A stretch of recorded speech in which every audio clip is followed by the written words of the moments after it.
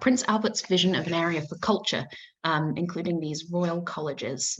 It was established by a royal charter, my bad, sorry, and was initially a member of the University of London, but as of 2007, it's actually a separate institution.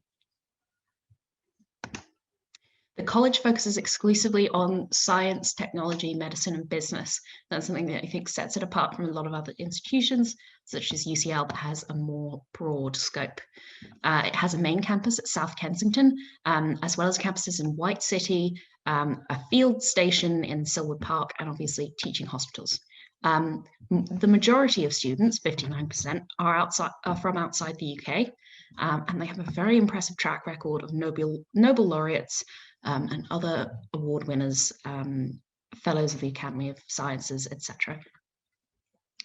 So the way you apply for Imperial is the same as the way you apply for any other university course in the UK, fundamentally. You make an online application via UCAS. You can only choose up to 5 programs on UCAS per admission cycle, so you need to consider carefully. Some of those programs might be your dream program. I'm guessing that Imperial would be one of them, and some of them might be programs that you have better odds of getting into, that maybe expect lower grades and that are a safer option. Also, if you're applying for medicine or similar subjects, you can only have 4 choices that are clinical programs, and you could have 1 extra that is something else. You can actually apply for multiple programs at Imperial, but they're all separate course options on UCAS. And if you're applying to multiple programs within the same department at Imperial, you should probably speak to that department. You can find their email on the Imperial website quite easily, and just send them an email. They're usually very nice and explain what your situation is. So, key steps of the application process. First of all, UCAS, their platform goes live from May onwards each year for you to apply to universities from early September that year for entry the following year. Every year there are 2 UCAS deadlines, an early one and a normal one. So in 2020, the early deadline was 15 October. We don't know the exact date for 2021 yet, but that will be announced in due course. And a normal deadline, the normal deadline was January 29th in 2021 for people starting courses in September 2021. And again, we'll find out what that is in 2022 in due course.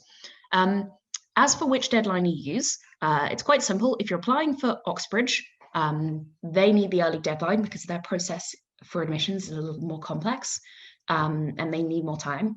And the same with clinical programs. Again, it's quite complex to conduct all of the medical interviews, etc.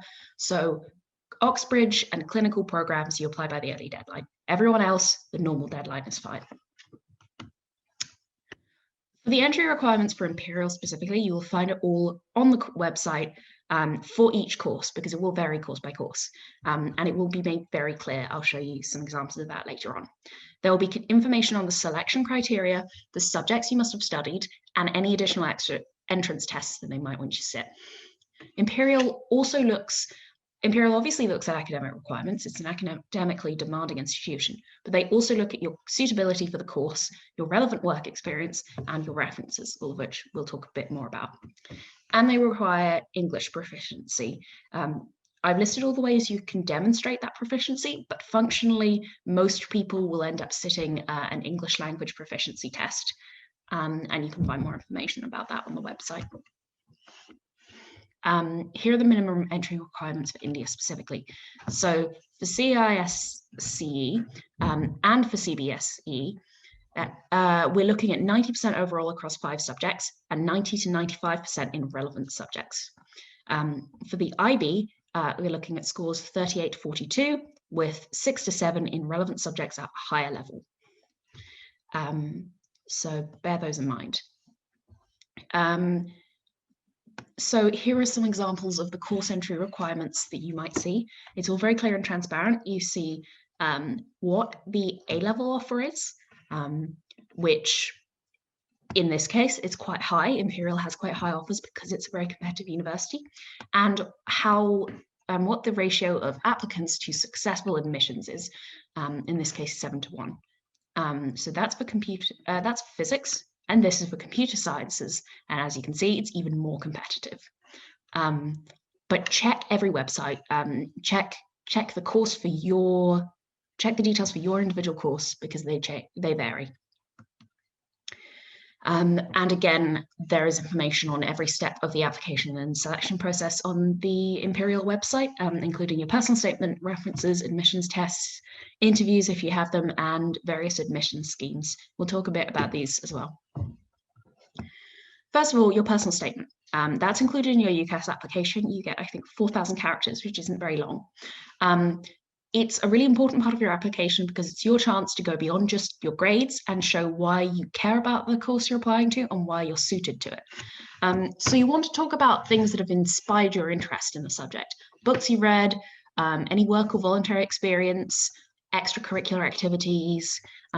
If you've watched a really cool lecture on YouTube about physics and you're applying for physics, then talk about that and talk about its impact on you and why it made you want to study that subject.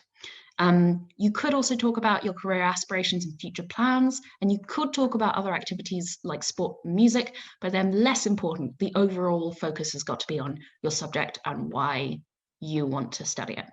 You can also highlight skills like communication and time management. You know, these soft skills are really important for succeeding in your degree. And bear in mind the personal statement goes to all 5 of your UCAS choices, so don't mention Imperial or any other university by name.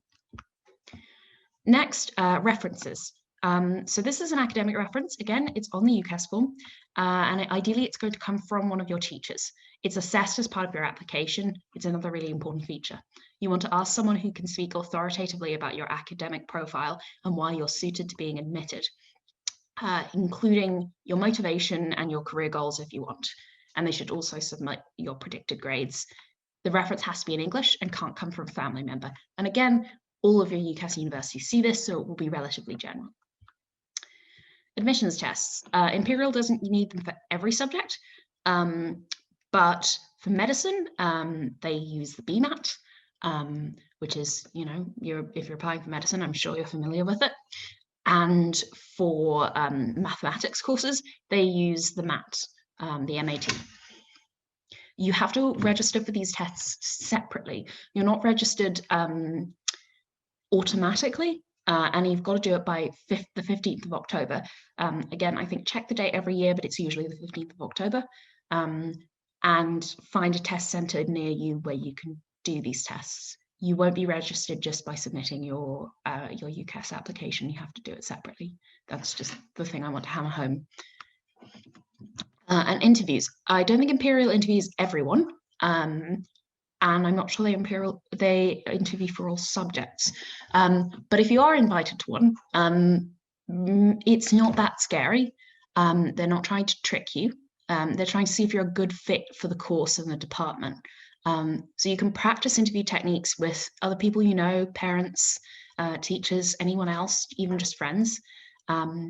Even if your school offers mock interviews, obviously that's helpful, but don't worry if they don't, because you can just talk things through with a friend. And reread your personal statement and re-go over, you know, if you talked about a book in that personal statement, look through it again and make sure you could talk about it, because they'll ask about it in the interview quite likely. So yeah, the majority of departments use interviews, and you might actually have a whole recruitment day with things like group tasks, discussions, or written tests. The format of the interview and who conducts it depends on the department, and they will send you the details if it's relevant, so don't worry. Just a quick mention of admissions schemes. These are mainly for home status students. They're only for home status students, so I'm guessing that most of you won't be covered, but just in case you do have home status, every year they have run these schemes that offer systems such as guaranteed interviews or offers with lower grades for applicants who come from more disadvantaged backgrounds but still clearly have potential. The idea is that you know, applicants bring other things aside from just grades to Imperial as a community, and if you've faced a lot of struggles, those grades that you achieve might not be the best way to capture your actual academic potential, which is why they have these admission schemes as well. So some overall tips. Do choose a course that you're really passionate about, and because they'll spot it if you don't care about that course. And do read widely around your chosen subject. Don't just think that it's enough to do well at school and get good grades, because the professors want to teach people who share their enthusiasm. They're people who've spent their life studying one subject and teaching it, and they don't want people who are just going to show up and do the minimum. Practice talking about your subject. This one's really important, especially because you quite possibly will have an interview.